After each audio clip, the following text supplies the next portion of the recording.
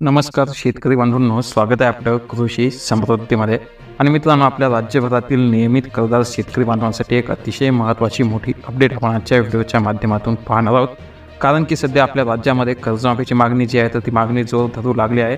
आणि याचं अतिशय महत्त्वाचं मोठं कारण म्हणजे की ऐन विधानसभा निवडणुकीच्या तोंडावर सरकारकडून कर्जमाफीच्या ज्या काही घोषणा करण्यात आलेल्या आहेत, कर्जमाफीची जी आहे तर ती ग्वाही देण्यात आली होती आणि त्यामुळे सध्या कर्जमाफीची जी मागणी आहे तर ती जोर धरत आहे. परंतु ज्यावेळी कर्जमाफी झाली आहे तर त्यावेळी प्रत्येक आपल्या नियमित कर्जदार शेतकरी बांधवांना जे आहे तर ते कर्जांपासून मुकावं लागलं आहे. परंतु आता अशातच आपल्या नियमितपणे कर्ज परतफेड करणाऱ्या शेतकरी बांधवांसाठी सुद्धा एक अतिशय महत्त्वाची अपडेट सध्या समोर आली आहे. आणि ती म्हणजे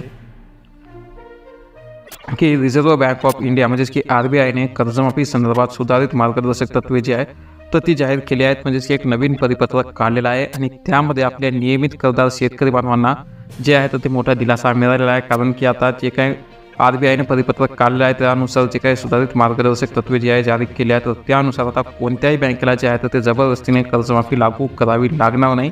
आणि अतिशय महत्त्वाचा मुद्दा म्हणजे की जे काही आपले नियमित कर्जफेड करणारे शेतकरी आहेत तर त्यांना सुद्धा समान लाभ मिळावा असा नियम आता घालण्यात आलेला आहे. आणि महत्त्वाचा विषय म्हणजे की जे काही आता कर्जमाफी धोरणातील काही महत्त्वाचे बदल करण्यात आलेले आहेत तर त्याचा महत्त्वाचा विषय असा आहे की कर्जमाफीचा मुद्दा गेल्या अनेक दशकापासून चर्चेमध्ये आहे. आणि खास करून 2008 त्यानंतर 2018मध्ये या संदर्भात काही महत्त्वपूर्ण सुधारणा करण्यात आल्या होत्या. आणि त्या अंतर्गत राज्य सरकारने स्वतःची आर्थिक शिस्त राखावी आणि केंद्रीय निधीवर संपूर्णपणे अवलंबून राहू नये असे निर्देश जे आहेत ते देण्यात आले होते. आणि केंद्र सरकारने स्पष्ट केले होते की राज्य सरकार जाहीर करत असलेली कर्जमाफी योजनांना बँकांनी स्वीकारणे बंधनकारक नाही. आणि त्यामध्ये कोणतेही राज्य सरकार कर्जमाफीची घोषणा करत असेल तर ते सर्व बँकांनी अंमलात आणावे असे सक्तीचे धोरण लागू केले जाऊ शकत नाही. अशा प्रकारच्या सुधारणा त्या आहेत त्या अगोदर केल्या होत्या आणि आता सुद्धा काही महत्त्वाच्या सुधारणा आहेत तर त्या केल्या जाआहेत. आणि त्या म्हणजे की RBIचं जे काही सुधारित मार्गदर्शक तत्त्व आहेत त्यानुसार त्यातील काही महत्त्वाचे मुद्दे जर पाहायचे झाले तर तुम्ही इथे पाहू शकता की कर्जमाफी स्वीकारणे बँकांसाठी बंधनकारक नाही. तसेच प्रत्येक बँकेच्या संचालक मंडळाचा जो काही निर्णय असेल म्हणजेच की बोर्ड ऑफ डायरेक्टर जे काही निर्णय घेतील तर तो निर्णय अंतिम राहील. आणि राज्य सरकारने कर्जमाफीची घोषणा केल्यास ती प्रक्रिया फक्त आणि फक्त 40 ते 60 दिवसामध्ये पूर्ण करावी. त्यासोबतच राजकीय फायद्यासाठी कर्जमाफी जाहीर करताना बँकांना विचारल्याशिवाय त्यांना या योजनेत समाविष्ट करता येणार नाही. तसेच कर्जमाफीच्या निधीसाठी आधी वित्तीय नियोजन करणे अनिवार्य असेल. आणि सर्वात महत्त्वाचे 2 मुद्दे आहेत ते म्हणजे की 6वा आणि 7वा तुम्ही इथे आपल्या स्क्रीनवर सध्या स्पष्टपणे पाहू शकत असाल की फक्त निवडक लाभार्थ्यांसाठी कर्जमाफी लागू करता येणार नाही आणि नियमित कर्जफेड करणाऱ्यांनाही तसाच लाभ द्यावा लागेल. कारण की बऱ्याच वेळेस काय होते, विशिष्ट कालावधीमधील जे शेतकरी आहेत त्यांना कर्जमाफीचा लाभ जो आहे तो दिला जातो. परंतु जे काही नियमित कर्जफेड करणारे शेतकरी आहेत त्यांना कर्जमाफीला मुकावं लागतं आणि त्यामुळे फक्त निवडक लाभार्थ्यांसाठी कर्जमाफी लागू न करता आता त्यांना लागू करता येणार नाही. आणि नियमित कर्जफेड करणाऱ्या शेतकऱ्यांना सुद्धा समान लाभ द्यावा लागणार आहे.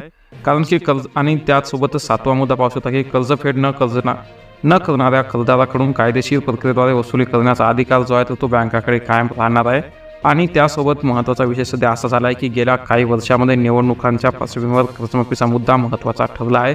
आणि अनेक राज्य सरकारने निवडणुका डोळ्यासमोर ठेवून कर्जमाफी जाहीर करतात. मात्र त्यासाठी योग्य आर्थिक नियोजन नसल्यामुळे बँकांच्या वित्तीय स्थैर्यावर विपरीत परिणाम होत असतो. आणि त्यामुळे आता RBIच्या नव्या परिपत्रकानुसार कर्जमाफीची अंमलबजावणी बँकांनी त्यांच्या धोरणानुसारच करावी आणि कोणत्याही राज्य सरकारने बँकांवर दबाव आणू नये आणि त्या स्वायत्तपणे निर्णय घेऊ शकतील असं स्पष्टपणे नमूद करण्यात आलं आहे. परंतु यातील काही महत्त्वाचे मुद्दे असे आहेत की कर्जमाफी स्वीकारणे प्रत्येक बँकेसाठी बंधनकारक राहणार नाही, तो बँकेच्या संचालक मंडळाचा निर्णय राहणार आहे. त्यासोबत जर सरकारने कर्जमाफीची घोषणा केली तर ती घोषणा जी आहे तर ती आणि कर्जमाफीची प्रक्रिया जी आहे तर ती फक्त 60 दिवसामध्ये म्हणजे की तब्बल 2 महिन्यामध्ये कर्जमाफीची प्रक्रिया जी आहे तर ती पूर्ण करावी. त्यासोबत कोणत्याही राजकीय फायद्यासाठी कर्जमाफी जाहीर करत असताना बँकांना विचारल्याशिवाय या योजनेत त्या बँकांना समाविष्ट करण्यात येणार नाही. त्यासोबतच महत्त्वाचा विषय म्हणजे की कर्जमाफीच्या निधीसाठी आधी वित्तीय नियोजन करावं लागणार आहे, अगोदरच निधीची तरतूद करावी लागणार आहे आणि त्यानंतर कर्जमाफीची घोषणा. तसेच महत्त्वाचा विषय म्हणजे की फक्त थकबाकीदार म्हणजे काही निवडक विशिष्ट काळातील शेतकरी असतील किंवा इतकं कर्ज थकीत असेल असं कुठलाही भाग न लावता ज्या काही नियमित कर्जफेड करणारे शेतकरी आहेत त्यांना सुद्धा तसाच लाभ द्यावा अशा प्रकारचे निर्देश RBIने दिले आहेत. त्यामुळे नियमित कर्जफेड करणाऱ्या शेतकऱ्यांसाठी एक अत्यंत महत्त्वाची आनंदाची अपडेट आहे. तर आपल्या जास्तीत जास्त शेतकरी बांधवांना ही माहिती नक्की शेअर करा.